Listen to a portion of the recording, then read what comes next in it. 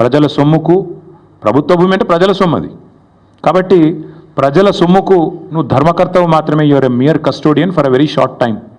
నేనేదో రాజును, ఇది నాది రాజ్యం అన్నట్టుగా బిహేవ్ చేస్తే వారికి గుర్తు చేస్తా ఉన్నా, అది యూనివర్సిటీ భూమి, గవర్నమెంట్ భూమి, పంచాయతీ పక్కకు పెడితే నువ్వు your mere trustee and custodian అంతే.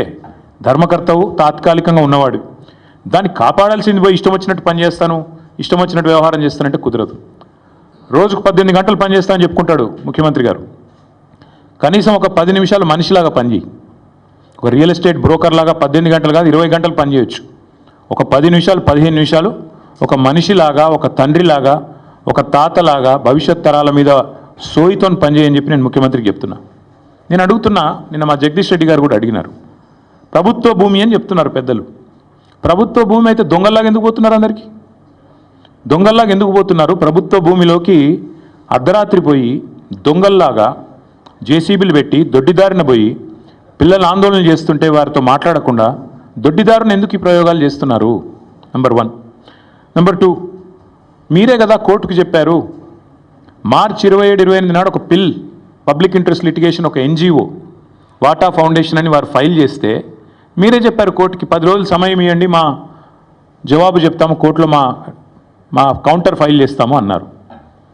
మరి ఆ 10 రోజులు ఏం పడిపోయిందని వాళ్ళ బుల్డోజర్లు పంపి అర్ధరాత్రి అపరాత్రి లేకుండా ఉన్న చెట్లన్నీ కూలగొట్టి అక్కడున్న పశువులను చంపేసి అక్కడున్న పక్షులను గూళ్ళు చెదిరేటట్టు చేసి ఈ 10 రోజులు దొంగల్లాగా ఎందుకు వ్యవహారం చేస్తున్నారు? ప్రభుత్వ భూమి అన్నమాట నిజమే అయితే ఎందుకు ఈ దొంగ వ్యవహారం? ఎందుకు పగటిపూట పోవట్లేదు? ఎందుకు అర్ధరాత్రి దాడి చేస్తున్నారు? కోర్టు సెలవులు చూసుకొని శనివారం, ఆదివారం, ఉగాది, రంజాన్ ఇవి చూసుకొని వందల వాహనాలు అక్కడ పంపి బుల్డోజ్ చేస్తారా? ఇదేనా ఒక ప్రజాస్వామ్యంలో ఒక నీతివంతమైన పరిపాలన అందించే వాళ్ళు, ప్రజాపాలన అని చెప్పుకునే వాళ్ళు చేయాల్సింది? దొంగదారిన పోవడమే కాకుండా పనికిమాలిన మాటలు మాట్లాడతారా? గుంట నక్కలు అని మాట్లాడతారు. ఎవరు గుంట నక్కలు? వాళ్ళ పిల్లలు చెప్తున్నారు, అవును మేము నక్కలమే కానీ నీలాగా పందికొక్కు కాదని చెప్తున్నారు. ముఖ్యమంత్రి గారికి అన్ని మాటలు పడాల్సిన అవసరం ఉందా? పిల్లలతో పిలిచి మాట్లాడవచ్చు కదా. అరే ఇంత దారుణంగా, ఇంత అన్యాయంగా హైకోర్టు ఎన్నిసార్లు తిట్టిందండి? ఈ హైడ్రాతోని వీకెండ్స్ పని చేసుకుంటా, శనివారాలు ఆదివారాలు పని చేసుకుంటా, కోర్టు సెలవు దినాల నాడు హైడ్రాతో మీరు కొడుతున్నారు పేదల ఇండ్లు, ఇంకోసారి పిచ్చి చేస్తే హైడ్రాను రద్దు చేసి పారిస్తాను కూడా హైకోర్టు చెప్పలేదా? అయినా మీకు బుద్ధి రాదా నీ ప్రభుత్వానికి? బుల్డోజర్లు ఎందుకు పోతున్నాయి ఆదివారాలు శనివారాలు ప్రజల మీదకి? అంటే ఎన్నిసార్లు కోర్టు చెప్పినా, హైకోర్టు చెప్పినా, సుప్రీంకోర్టు చెప్పినా నీకు బుద్ధి రాదా? ఇంగితం రాదా నీ ప్రభుత్వానికి?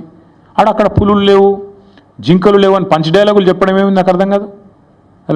అక్కడ ఏముందో కనీసం ఎప్పుడన్నా పోయినావా నువ్వు?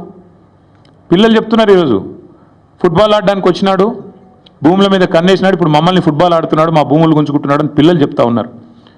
నేనేమంటా ఉన్నా అంటే రేవంత్ రెడ్డి గారిని, ప్రజాపాలన అంటే విద్యార్థుల జుట్టు లాగడం, ఆడపిల్లల బట్టలు చింపడం, ఒక న్యాయం కోసం వాళ్ళు ఒక ఇంచు భూమి వాళ్ళదా? ప్రైవేట్ భూమి ఏమన్నా?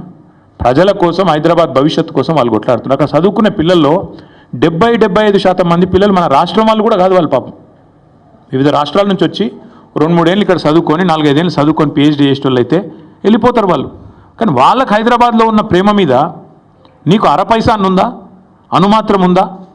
వాళ్ళు హైదరాబాద్ కోసం వాళ్ళు పోరాడుతుంటే, హైదరాబాద్ భవిష్యత్ తరాల కోసం వాళ్ళు కొట్లాడుతుంటే కనీసం నువ్వు ముఖ్యమంత్రివి, 4 కోట్ల మందికి ప్రతినిధివి అనే ఇంగితం నీకుందా? సిగ్గనిపిస్తలేదా? కనీసం డబ్బు కోసం ఇంత దిగజారాలా?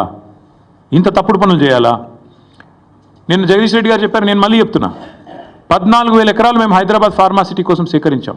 ఎస్, మాకు కూడా ప్రతిఘటన ఎదురైంది, మాకు కూడా ఇబ్బందులు అయినాయి. ఒప్పించి మెప్పించి మొత్తానికి కోర్టు కూడా అన్ని సరైన వివరాలు సమర్పించి మేము ministry of environment forest clearance తెచ్చి అన్ని చేసి 14,000 ఎకరాలు హైదరాబాద్ ఫార్మాసిటీ అని చెప్పి ఒక గ్రీన్ ఫార్మాసిటీ కడతామని చెప్పి మేము సేకరించాం. ఇవాళ నువ్వు దాన్ని 4th సిటీయో 420 సిటీయో కడుతున్నావు నువ్వు అక్కడ. నేను అడుగుతున్నా, మరి అక్కడ 14,000 ఎకరాలు నీ చేతిలో ఉన్నప్పుడు, మేము వడ్డిచ్చిన విస్తరలాగా నీ చేతిలో పెట్టినప్పుడు ఈ 400 ఎకరాల మీద ఎందుకు పడ్డావు? అక్కడ 14,000 ఎకరాల్లో కట్టచ్చు కదా. నువ్వు కట్టే ఐటీ పార్కులు, నువ్వు కట్టబోయే AI సిటీ, నువ్వు కట్టబోయే ఫ్యూచర్ సిటీ కోసం 14,000 ఎకరాలు పెట్టుకొని ఇక్కడ ప్రజెంట్ సిటీని ఎందుకు ఖరాబ్ చేస్తున్నావు? ఉన్నదే అక్కడ లంగ్ స్పేస్ ఇది ఒకటి, 2,500 ఎకరాలు ఏదైతే అక్కడ HCU చుట్టూ ఉందో ఆ పశ్చిమ హైదరాబాద్లో ఉన్న ఒకే ఒక లంగ్ స్పేస్ అది. దాన్ని ఎందుకు ఖరాబ్ చేస్తున్నామని కదా ప్రజలు అడిగేది. దాన్ని ఎందుకు ఖరాబ్ చేస్తున్నామని కదా పిల్లలు కొట్లాడేది. అక్కడ ఉండే జంతువులకు నోరు లేదు, నీ మంత్రులకు లేదా, నీ ఎమ్మెల్యేలకు లేదా? కనీసం ఒక్కరు మాట్లాడుతున్నారా? ఒక్కరికన్నా కనీసం బాధ అనిపిస్తలేదా? నెమళ్ళు అరుస్తుంటే, ఆ పశువులు పక్షులు గోల చేస్తుంటే, మా గూడు జరగొట్టద్దని ఏడుస్తుంటే, ఒక్కళ్ళకు కూడా మానవత్వం ఉన్నవాడికి దేశం మొత్తం వినబడుతుంది, కానీ మీకు వినబట్టలేదా? అందుకే నేను రేవంత్ రెడ్డి గారికి చెప్పేది, పిల్లలు అడుగుతున్నారాడా ఏ యూనివర్సిటీ హే రియల్ ఎస్టేట్ నహి అని చెప్పి నినాదాలు ఇస్తున్నారు. ఇక మళ్ళీ దాని మీద ప్రెస్ మీట్లు, ఇష్టం వచ్చినట్టు తిట్లు, మేము అవన్నీ చెప్పడానికి నేను రాలేదు. నేను ఇవాళ సూటిగా స్పష్టంగా ఒకటే విషయం చెప్తా ఉన్నా, మళ్ళీ మమ్మల్ని ఎవరు కూడా తప్పు పట్టవద్దని చెప్పి కూడా కోరుతా ఉన్నా. మేము మా పార్టీలో కూడా పెద్దలు కేసీఆర్ గారు నిన్న మొన్న మా పార్టీ సమావేశాలు జరుగుతూ ఉన్నాయి జిల్లాల వారీగా. అక్కడ కొంతమంది ముఖ్యుల్ని కేసీఆర్ గారు పిలిపించారు. హైదరాబాద్ సంబంధించి, రంగారెడ్డి జిల్లా సంబంధించి, రాష్ట్రానికి సంబంధించి ముఖ్యులను పిలిచారు. పిలిచి మరి ఇట్లా పిల్లలు